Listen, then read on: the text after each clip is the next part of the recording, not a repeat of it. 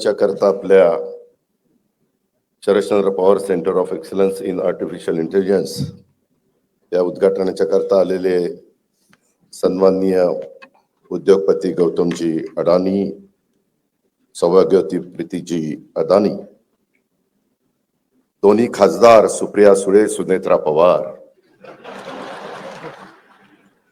आमदार रोहित पवार,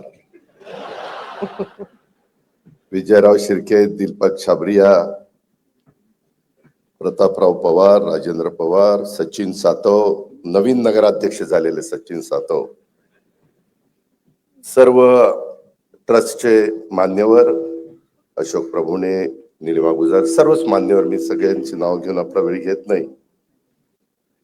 तसंच या कार्यक्रमाला उपस्थित असणारे सर्व बारामतीकर, माझ्या वेगवेगळ्या भागातून आलेले सगळे माझे बंधू भगिनी, आमच्या विद्यार्थी पत्रकार मित्र, विविध क्षेत्रातील मान्यवर आणि माझ्या तरुण मित्रांनो, सर्व मित्रांनो, माझ्या वेगवेगळ्या भागातून आलेले सगळे माझे बंधू भगिनी, आमच्या विद्यार्थी पत्रकार मित्र, विविध क्षेत्रातील मान्यवर आणि माझ्या तरुण मित्रांनो, आज आपल्या बारामतीच्या दृष्टिकोनातनं आजचा दिवस अतिशय महत्त्वाचा आहे.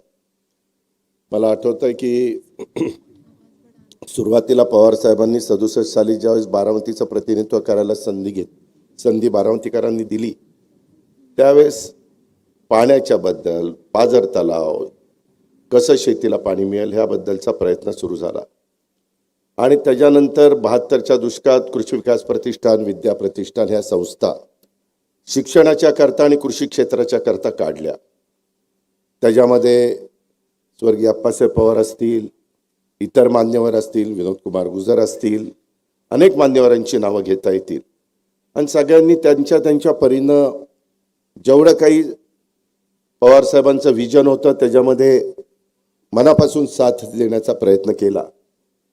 मला आठवते त्याच्यानंतरचा काळ की पहिल्यांदा अगदी सुरुवातीचा काळ असा होता, जो लिहिता वाचता येईल तो साक्षर आणि ज्याला येणार नाही तो निरक्षर. त्याच्यानंतरचा काळ असा आला की ज्याला संगणक चालवता येईल तो साधारण साक्षर धरला जायचा आणि त्याच्यानंतर त्याला इतरांना निरक्षर समजलं जायचं. मित्रांनो, येणारा काळ असा आहे की काही वर्षांनी जो AIचं शिक्षण घेईल तो साक्षर ठरला जाईल आणि बाकीचे निरक्षर ठरले जातील असं साधारण समजलं जाईल. तसं होणार आहे अशातला भाग नाही. पण त्यातला एक कळीचा मुद्दा मी आपल्याला सगळ्यांना सांगितला.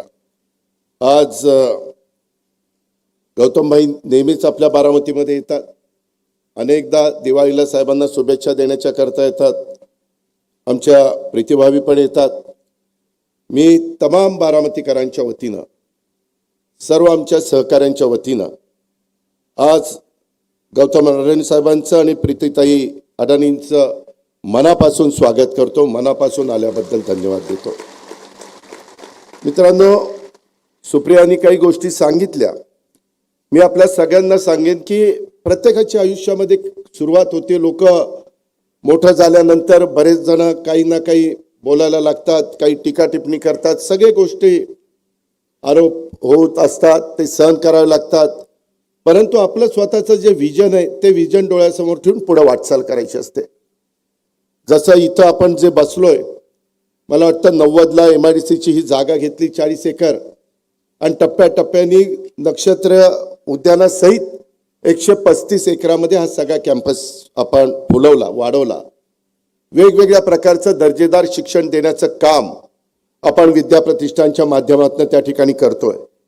आणि एक आज मानाचा त्याच्यामध्ये तुरा खोचला गेला आहे, तो म्हणजे Vidya Pratishthan Sharadchandra Pawar centre of excellence in artificial intelligence, ज्याची खऱ्या अर्थाने ग्रामीण भागातल्या मुलींच्या करता गरज होती. नेहमी उद्याला आपल्या मुलींना काय शिकवलं पाहिजे, कसं आपण तयार केलं पाहिजे, हाच विचार सुरुवातीपासून पवार साहेबांनी ठेवला. त्याच्यानंतरच्या काळामध्ये देखील ज्यांच्यावर जबाबदारी पडत गेली त्यांनी देखील त्याच रस्त्याने पुढे वाटचाल केली. आपल्याला किती लोकांना माहिती आहे मला माहिती नाही, परंतु गौतमभाईंनी शून्यातनं 1988 साली त्यांच्या व्यवसायाला सुरुवात केली अडाणी ग्रुपला.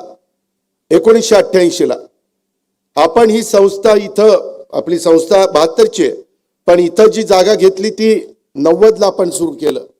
मला बरेच जण म्हणत होते, मी नावं घेत नाही, परंतु इथं कोण येणार आहे, 5 किलोमीटर बारामतीपासून लांब आहे. आज ह्या विद्या प्रतिष्ठान सगळ्या ज्या भोर असेल, इंदापूर असेल, पुणे असेल, जिथं जिथं विद्या प्रतिष्ठानच्या सगळ्या शाळा आहेत, ज्या काही आपण शिकवतो, तिथं आज जवळपास 35,000 विद्यार्थी तिथं शिक्षण घेत आहेत.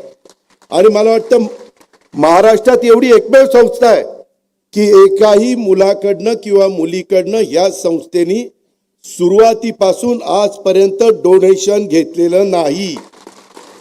1 रुपया डोनेशन घेतलं नाही.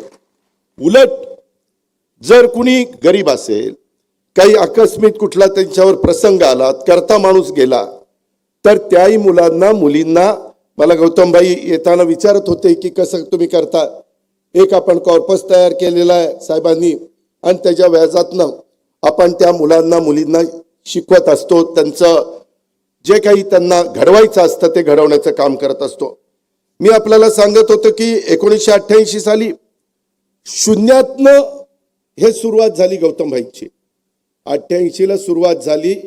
मित्रांनो, आज तुम्हाला आश्चर्य वाटेल, जगातल्या 20 देशामध्ये अडाणी ग्रुप वेगवेगळ्या पद्धतीनं त्यांच्या इंडस्ट्रीचं काम करतो.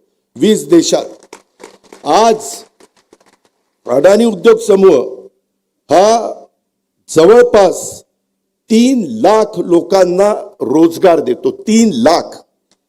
आणि मला ते सांगत होते अजित, उद्याच्या 5 वर्षामध्ये हा आकडा 5 लाखापर्यंत जाईल. 5 लाख लोकांचं कुटुंब या एकट्या ग्रुपवर अवलंबून आहे. म्हणजे माणसाचं विजन असेल, कष्ट करण्याची तयारी असेल, त्याच्यामध्ये आपण हे करायचंच ही जिद्द असेल, आज तुम्हाला विश्वास बसणार नाही, जवळपास त्यांनी गुजरातमध्ये 2 लाख एकर अक्षरशः अशी बॅरन लँड, तिथं काही उगवत नाही, झाड नाही, झुडूप नाही, अशा पद्धतीची लँड त्यांना तिथं मिळाली. 30,000 मेगावॉटचा वीज निर्मितीचा सोलर प्लांट तिथं उभा आहे. 30,000 मेगावॉट. हे साधं सोपं काम नाहीये.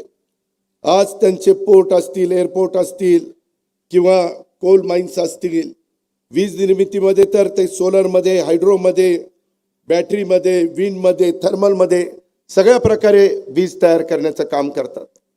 अशा इतक्या गोष्टी आहेत.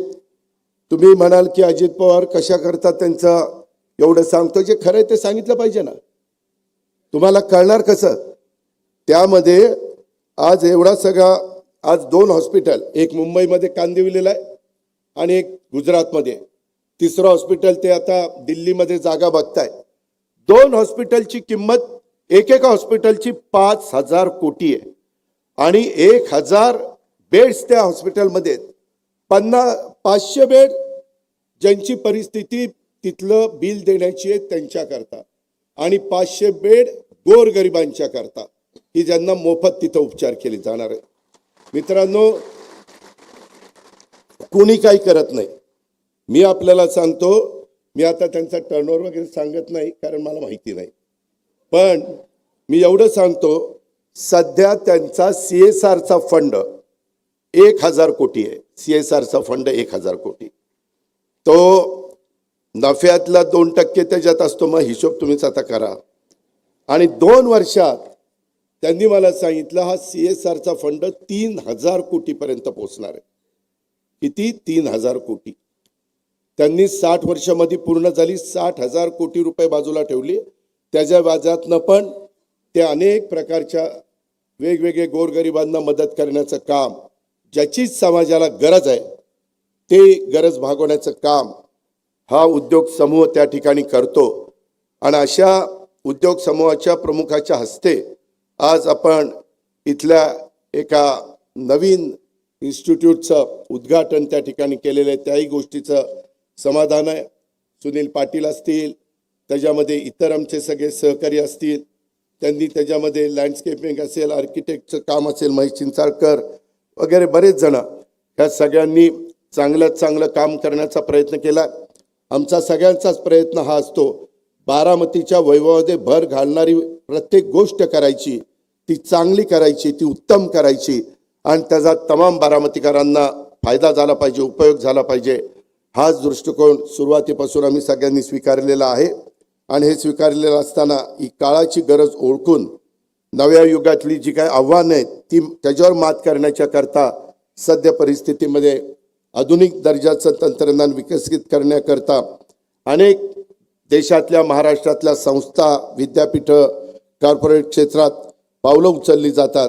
आणि ही पावलं उचलत असताना ग्रामीण भागातल्या इंजिनिअरिंग आणि इतर व्यावसायिक अभ्यासक्रमांना देखील माझ्या विद्यार्थींना कशी संधी मिळेल आणि त्याकरता विद्याप्रतिष्ठाननी आज एक महत्त्वाचं पाऊल हे देशामध्ये उचललेलं आहे. माझा दावा आहे, ग्रामीण भागामध्ये भारत देशामध्ये सर्वात पहिलं पाऊल हे उचललं गेलेलं आहे.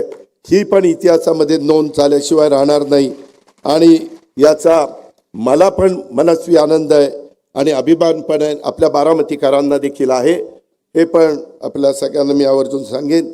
आज आपलं मेडिकल कॉलेज असेल, आयुर्वेदिक कॉलेज असेल, TC कॉलेज असेल, माळेगावचं शैक्षणिक संकुल असेल, आपलं शारदानगर असेल, विद्याप्रतिष्ठान असेल, असे अनेक ठिकाणी सगळी मग 1 लाखाच्या पेक्षा जास्त मुलं मुली शिक्षण घेत आहेत.